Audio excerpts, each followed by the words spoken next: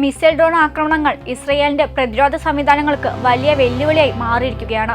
പ്രധാനമായും ശത്രു ആക്രമണങ്ങളെ തടയാൻ ഉപയോഗിക്കുന്ന ഇന്റർസെപ്റ്റർ മിസൈലുകളുടെ ലഭ്യത കുറയുന്നതായുള്ള റിപ്പോർട്ടുകളാണ് ഇപ്പോൾ പുറത്തുവരുന്നത്. ഒരേ സമയം വലിയ തോതിൽ ആക്രമണങ്ങൾ നടക്കുന്ന സാഹചര്യത്തിൽ എത്ര സാങ്കേതികമായി പുരോഗമിച്ച സംവിധാനമായാലും അതിന് ഒരു പരിധിയുണ്ടെന്നത് ഈ സംഭവ വികാസങ്ങൾ വ്യക്തമാക്കുന്നു.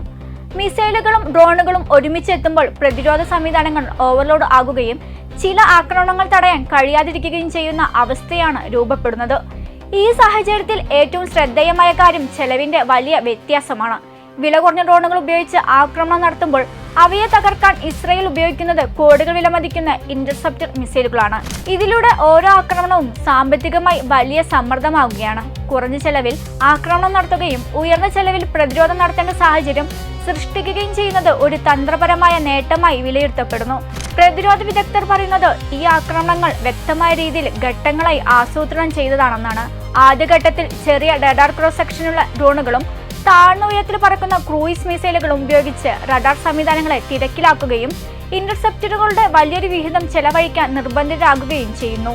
ഇതിലൂടെ പ്രതിരോധ സംവിധാനങ്ങൾ ക്ഷീണിതമാകുമ്പോഴാണ് രണ്ടാമത്തെ ഘട്ടം ആരംഭിക്കുന്നത്. രണ്ടാം ഘട്ടത്തിൽ പ്രയോഗിക്കുന്നത് ഹൈപ്പർസോണിക് മിസൈലുകളാണ്. ഇവ ശബ്ദത്തിന്റെ 5 ഇരട്ടി വേഗത്തിൽ സഞ്ചരിക്കുകയും ദിശ മാറ്റാൻ കഴിവുള്ള സാങ്കേതിക വിദ്യ ഉപയോഗിക്കുകയും ചെയ്യുന്നു.